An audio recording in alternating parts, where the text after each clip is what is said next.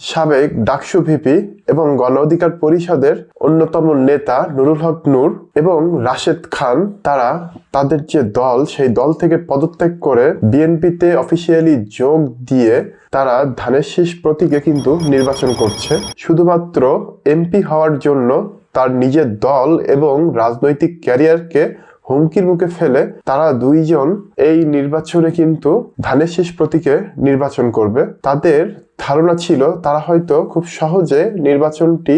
জিতে যাবে এবং এটিকে মাথায় রেখেই তারা কিন্তু এক প্রকার তাদের দলকে বিলুপ্ত করে তারা ধানের শীষ প্রতীকে নির্বাচনের সিদ্ধান্ত নেয়। এমন সিদ্ধান্ত বাংলাদেশের রাজনৈতিক ইতিহাসে কিন্তু বিরল। তবে বর্তমান সময়ে নির্বাচনের মাঠে তারা পড়েছে এক বিড়ম্বনায়। তাদের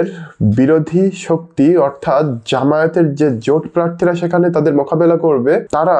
এই দুইজনের জন্য ঠিক যতটা হুমকি স্বরূপ তার থেকে কিন্তু বেশি চ্যালেঞ্জ অপেক্ষা করছে এই দুই আসনে বিএনপির নিজেদের দলীয় প্রার্থীরা কিন্তু স্বতন্ত্র হিসাবে নির্বাচন করবে। যদিও বিএনপির পক্ষ থেকে তাদের দুইজনকে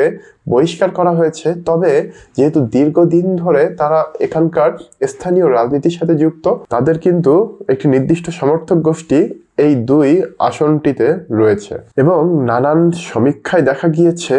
এই নুরুল হক নূর এবং রাশেদ খান তারা যে দুই আসনে নির্বাচন করবে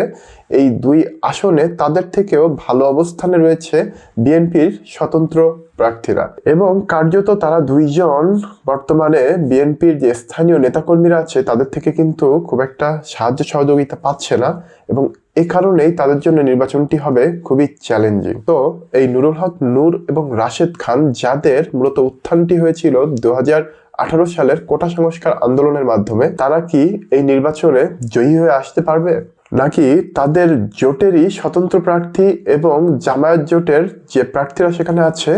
তাদের কাছে পরাজয় বরণ করতে হবে তাদের?